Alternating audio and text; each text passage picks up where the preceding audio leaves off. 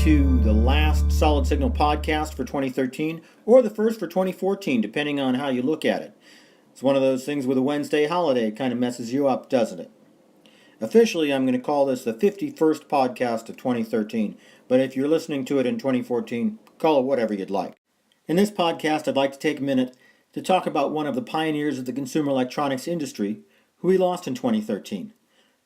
It's probably something we should have acknowledged about 2 months ago, but we didn't, and for that I apologize. Paul Darby died at the end of September of 2013.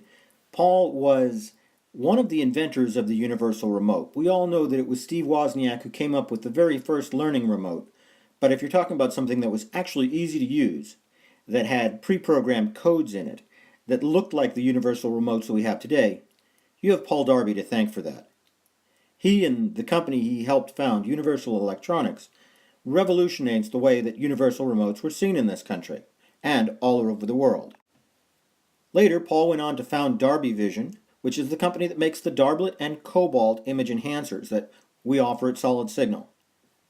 This is a new technology, a new approach to sharpening and to enhancing pictures on a video screen that relies on just far more than a basic sharpness control. And if you haven't seen the difference, it really is amazing. I'm not going to pretend that I was a big friend of Paul Darby's, because I wasn't. I met the man once in January of this year.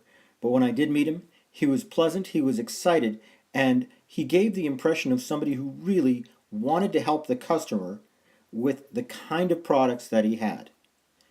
Darby technology has been available to major studios for years now, but it was Paul's vision to try to bring it to the people with a simple device, easy to use, goes in anywhere, and works perfectly the first time.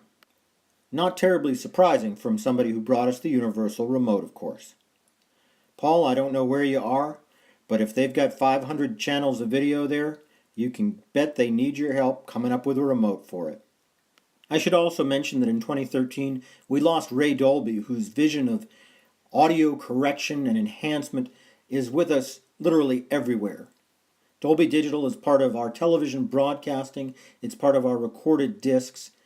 It literally changed the way that we look at sound, if that makes any sense whatsoever. Ray was 80 years old, and I did not ever meet him at all, but I know that I felt the impact of his work and still continue to feel it every day. It's odd that Dolby's passing follows that of Bose, who passed away this summer at the age of 83. Dr. Bose is somebody I had the opportunity to speak to briefly about 30 years ago, and what Dolby did for sound processing, Bose did for speakers. Both names are still very familiar to us, especially if we are in any sort of home theater environment at all. Those are just some of the leading lights of the consumer electronics industry that we lost in 2013.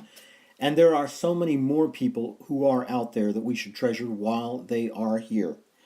As we look forward to 2014, there will be, no doubt, numerous advances in technology that make our life better in subtle ways. Let's take the time to think about the people behind each one of those. If you're listening to this in January, as I said, have a Happy New Year. And if you're still listening in December, have a great New Year's Eve.